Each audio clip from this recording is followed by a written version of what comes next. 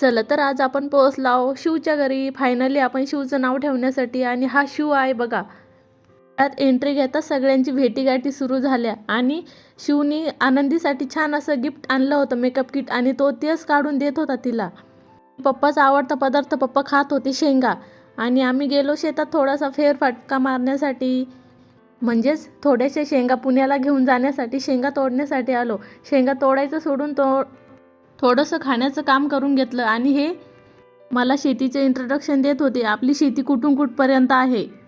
5 वर्षातून का होईना शेंगाच्या निमित्ताने शेतात जाण्याचा मुहूर्त आला तर घ्यावं म्हटलं सर्व माहिती करून. आणि हे जे आहेत ना, ते माझे लहान दीर आहेत. मजा मस्करी करीत छान असं एन्जॉय केला आणि फायनली गेलो मग कार्यक्रमासाठी. कार्यक्रम म्हटलं तर थोडंसं फोटो सेक्शन होणारच, आणि मग छान असं थोडंसं फोटो सेक्शन करून घेतलं. खरं तर आनंदी आणि शिवमध्ये 1 वर्षाचं अंतर आहे, तरी पण दोघंही जुळे असल्यासारखे दिसत होते. आणि फायनली सुरू झाली मग कार्यक्रमाला सुरुवात. आणि शिवला काही पाळण्यात बसायचं नव्हतं, त्याची नुसती चुळबुळ चालू होती उतरण्यासाठी. आणि ही माझी बाजूला जी उभी आहेत ना, ती माझी लहान जाऊबाई म्हणजेच शिवची आई आहेत.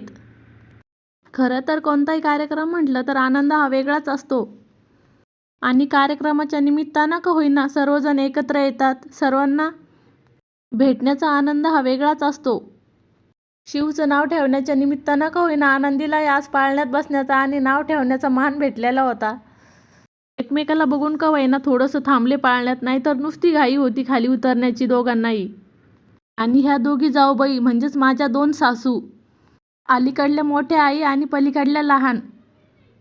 आमच्याकडे नाव ठेवायचं म्हटलं तर साखर पान आणि घुगऱ्या वाटतात, अशी पद्धत आहे. आणि कानामध्ये नाव सांगतात काय ठेवायचं असेल ते. तर शिवचं नाव हे आम्ही तन्मय ठेवलं होतं.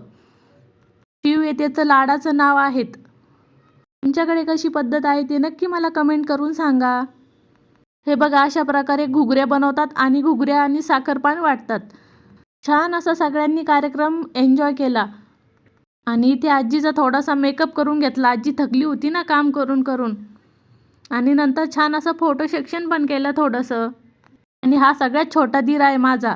आणि ही सगळी आमची फॅमिली आहेत बघा.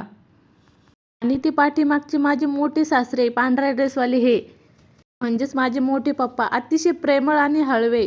आणि या 2 बाजूच्या गोड भावजया आणि मधली छान अशी गोड नंदबाई, शिवची आणि आनंदीची आत्तू.